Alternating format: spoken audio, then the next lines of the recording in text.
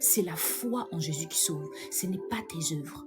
Les œuvres ont leur place. Les œuvres ont leur place dans la spiritualité. Mais en matière de salut, le salut c'est quoi? Le salut c'est vivre éternellement avec Dieu. Être éternellement attaché à Dieu. Amen. Et le salut c'est Dieu lui-même. C'est Dieu avec nous. Emmanuel. Dis avec moi, Emmanuel. Amen.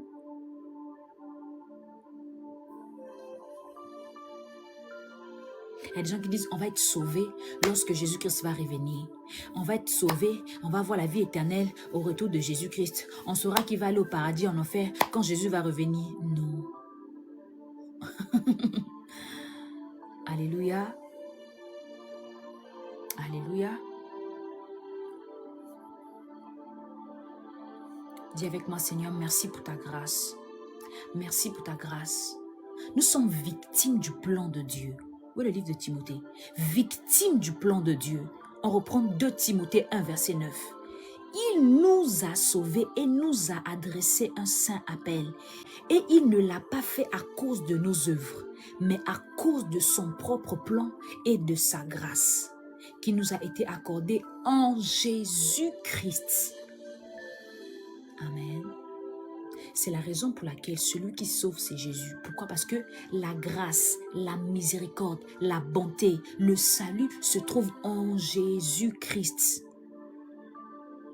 Amen. Maintenant, quand tu es en Jésus-Christ, qui va te sortir de Jésus-Christ?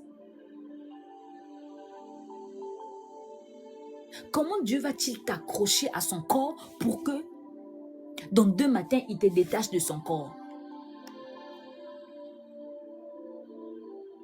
Amen. Amen. Dis avec moi, j'ai le salut pour l'éternité. Je suis sauvé pour l'éternité. J'ai le salut pour l'éternité. Je suis sauvé pour l'éternité. Alléluia. Alléluia. Est-ce qu'il y a la joie? Est-ce qu'il y a la joie ce soir? Est-ce qu'il y a la joie ce soir? Il n'y a pas d'hasard. Le monde que nous vivons aujourd'hui est un plan de Dieu. L'existence humaine, comme l'existence de tout ce qui vit sur la terre, fait partie du plan de Dieu. Qui peut échapper au plan de Dieu? Il y a des gens, des fois, quand on les entend parler, ils pensent qu'ils sont capables d'échapper au plan de Dieu. Même le diable que nous disons, il est mauvais, il est